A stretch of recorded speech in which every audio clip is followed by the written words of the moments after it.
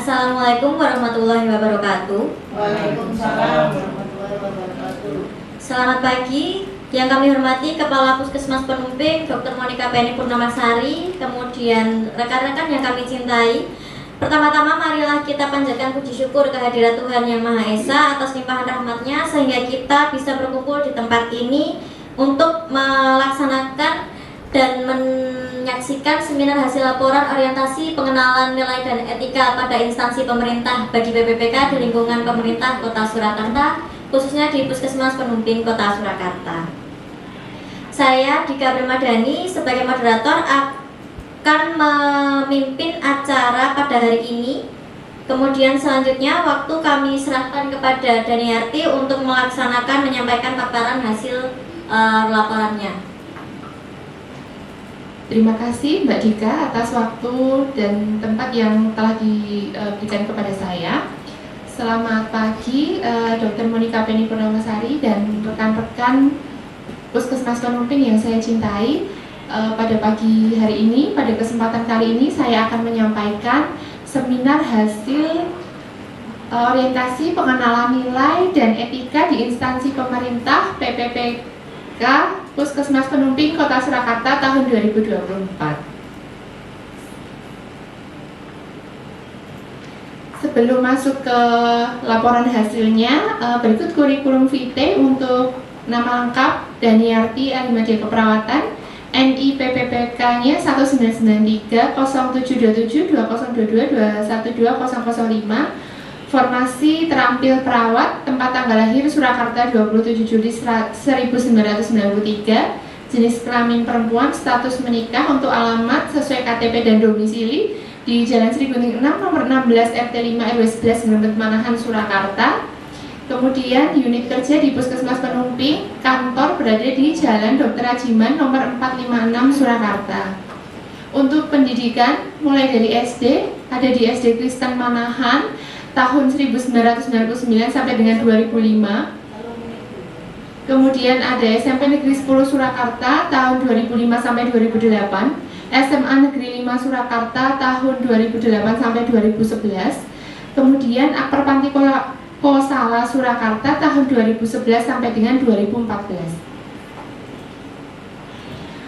Pada kesempatan kali ini nanti kami akan memaparkan hasil layanan rehidrasi oral aktif balita diare. Pendahuluannya maksudnya untuk membekali peserta dalam pengetahuan sikap dan perilaku tentang nilai dan etika pada instansi pemerintah dalam mendukung pelaksanaan tugas jabatannya untuk mencapai visi misi organisasi.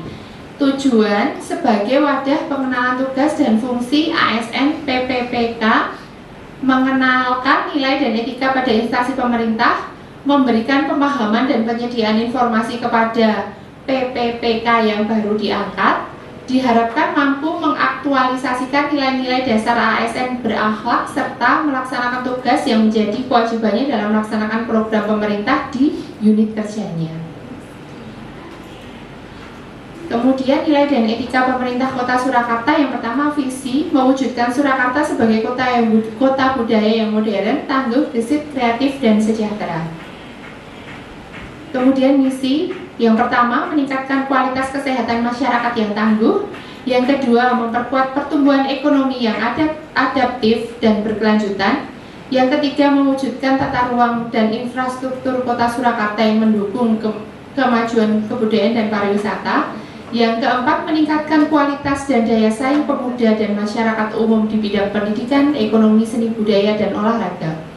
Yang kelima, mengembangkan tata kelola pemerintahan dan pelayanan publik yang gesit dan kolaboratif, berlandaskan semangat gotong royong dan kebinekaan.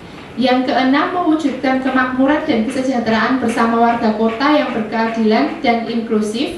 Yang ketujuh, mewujudkan daerah yang kondusif dan kerukunan antar umat beragama dalam tata kehidupan bermasyarakat yang saling menghormati. Manajemen kepegawaian PPPK, pegawai ASN yang diangkat sebagai pegawai dengan perjanjian kerja yang diangkat oleh PPK sesuai kebutuhan instansi pemerintah sesuai dengan Undang-Undang Nomor 20 Tahun 2023. Kemudian disiplin P3K, kewajiban P3K dan larangan P3K. Selanjutnya adalah profil Dinas Kesehatan Kota Surakarta. Dinas Kesehatan Kota Surakarta dalam melaksanakan tugas pokok dan fungsinya didukung oleh pegawai. Data pada tahun 2023 jumlah pegawai di lingkungan Dinas Kesehatan Kota Surakarta adalah 1.956 orang yang terdiri dari 962 orang PNS, 0 orang CPNS, 388 orang P3K, dan 606 orang TKPK atau tenaga kerja dengan perjanjian kerja.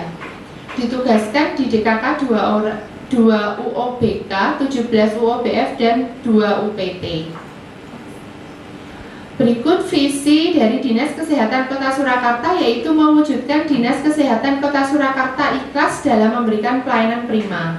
Kemudian misi yang pertama, memberikan pelayanan prima yang berorientasi pada kesesuaian peraturan perundang yang berlaku, keterbukaan informasi dan kejelasan, meningkatkan kualitas SDM aparatur secara periodik dan berkelanjutan, mengembangkan sarana dan prasarana serta memutakhirkan teknologi informasi.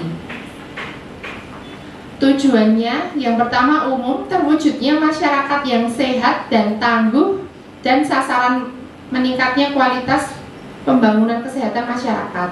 Tujuan khususnya yaitu meningkatkan kualitas pembangunan kesehatan masyarakat. Kemudian program strateginya adalah penyusunan strategi komunikasi perubahan perilaku untuk mencapai zero stunting. Berikut susunan organisasi Dinas Kesehatan Kota Surakarta terlampir ya. Lanjut pada profil Puskesmas Penumping Kota Surakarta. Puskesmas Penumping berada di Kelurahan Bumi, Kota Surakarta yang sebelumnya beralamatkan di Jalan Ki Ageng Mangir, Gang 2, Penumping Kota Surakarta. Sejak tanggal 1 Februari 2017, Puskesmas Penumping resmi beroperasi melayani masyarakat dalam bidang kesehatan di gedung baru, yaitu berada di Jalan Dr. Ajiman nomor 456 Gang Reksonggaden, Kelurahan Bumi, Kecamatan Laweyan, Kota Surakarta. Untuk luas wilayah Penumping adalah 2,31 hektar, meliputi 4 wilayah kelurahan, yaitu Kelurahan Penumping, Sriwedari, Panularan, dan Bumi dengan batas-batas wilayah tersebut. Kemudian masuk kepada visi dan misi. Visi dari Puskesmas Penumping sendiri adalah mewujudkan masyarakat sehat untuk Kota Surakarta sebagai kota budaya yang modern, tangguh, gesit, kreatif, dan sejahtera. Untuk misi yang pertama, meningkatkan kualitas kesehatan masyarakat yang berkelanjutan dengan mengembangkan kemandirian hidup bersih dan sehat, meningkatkan kualitas dan daya saing sumber daya manusia dan sarana prasarana kesehatan, meningkatkan tata kelola mutu, pelayanan kesehatan yang gesit dan kolaboratif dengan lintas program dan lintas sektor. Kemudian tujuannya adalah 1. Tercapainya sasaran mutu dan tercapainya sasaran mutu dan standar pelayanan minimal puskesmas, peningkatan kualitas sumber daya manusia kesehatan. Yang kedua, terwujudnya kerjasama dengan lintas sektor yang efektif, terciptanya kemandirian hidup bersih dan sehat bagi keluarga dan masyarakat. Berikut adalah program kegiatan pendukung visi di Puskesmas Penumping Kota Surakarta.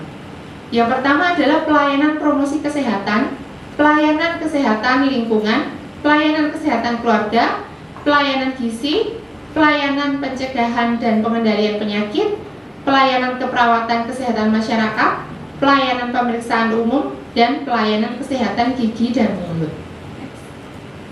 Berikut adalah SOTK Puskesmas Penumping dari tim ILP Puskesmas Penumping untuk bagian terlampir. Masuk pada tugas pokok dan fungsi atau tupoksi P3K di Puskesmas Penumping selaku P3K perawat terampil. Yang pertama adalah melakukan pengkajian keperawatan, yang kedua merumuskan diagnosa keperawatan, menyusun rencana tindakan keperawatan, implementasi keperawatan, melakukan pendidikan kesehatan kepada masyarakat, melaksanakan kegiatan bantuan atau partisipasi di bidang kesehatan, melakukan screening pemeriksaan pencatatan pelaporan program diare dan tipoid. Untuk rencana dan hasil kerja P3K, yang pertama adalah identifikasi isu.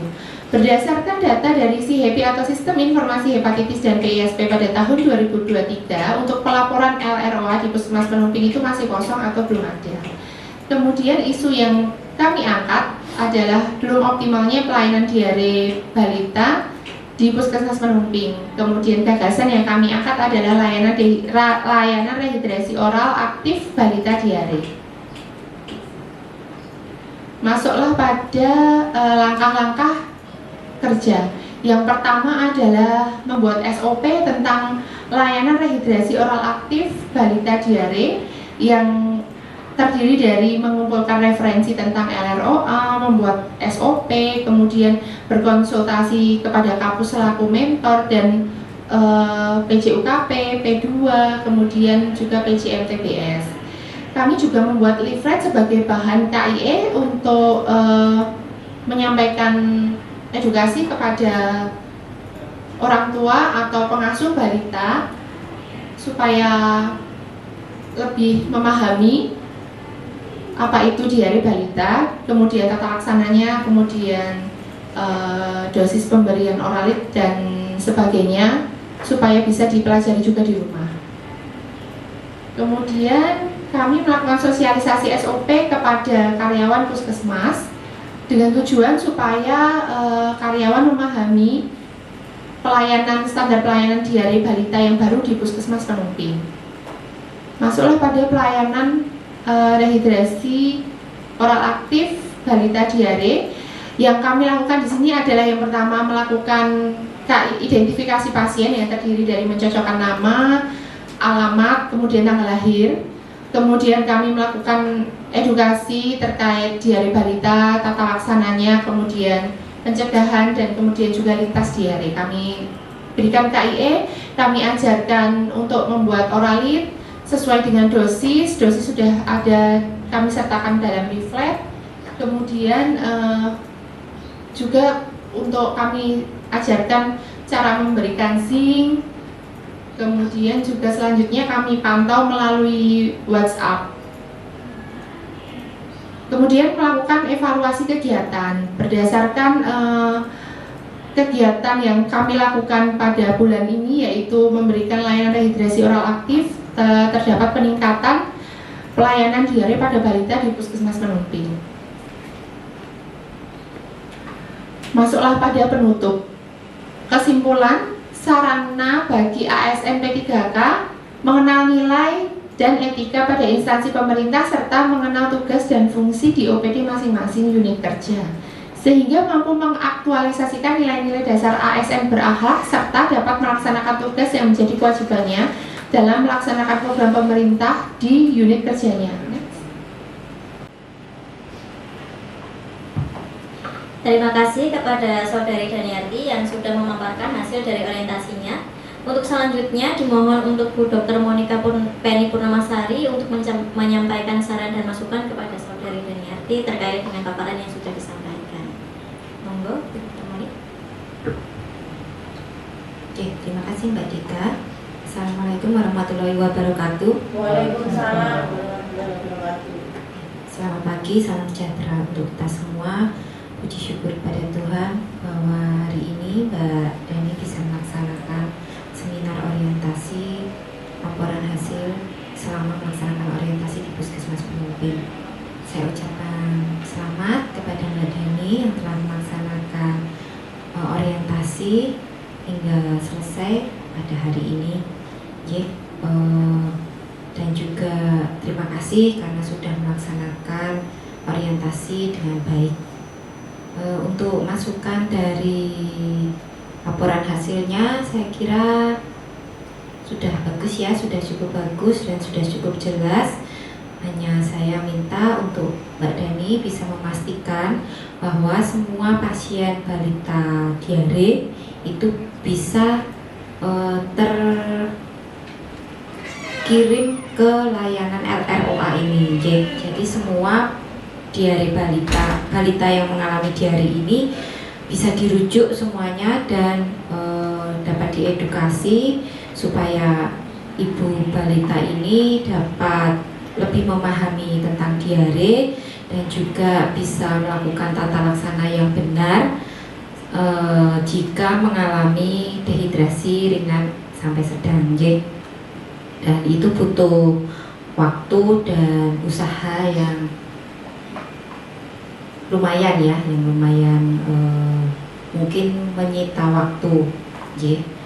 Jadi selalu berkoordinasi dengan layanan dari klaster 2 yang akan mengirimkan pasien balita di hari ini. Nggih. Dari saya mungkin cukup itu saja.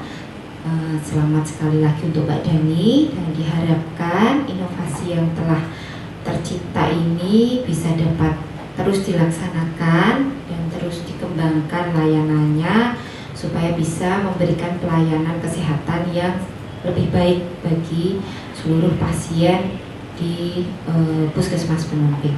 Demikian dari saya, kurang lebihnya saya mohon maaf. Wassalamualaikum warahmatullahi wabarakatuh. Waalaikumsalam. Terima kasih kepada Dr. Monica yang sudah memberi saran dan masukannya kepada Saudari Daniarti atas hasil dari orientasinya yang telah dilaksanakan. Kemudian untuk teman-teman dan rekan sekalian, ada yang ingin memberikan masukan, saran atau pertanyaan? Monggo. Monggo, Bu Harwati. Terima kasih Mbak waktu yang diberikan. Terima kasih juga Mbak Dani ya yang sudah mempunyai inovasi untuk Puskesmas Penumping yang sangat bagus ya. Sebelumnya belum pernah dilaksanakan di LROA ini, dan nanti semoga bisa menambah mutu dan kualitas pelayanan terutama untuk kasus diare di Puskesmas Penumping. Nah, berkaitan dengan SOP LROA-nya nih Mbak, kan rencana pelayanannya kan nanti akan dilakukan di ruang konseling. Sebagaimana kita tahu, kita ruangan kita kan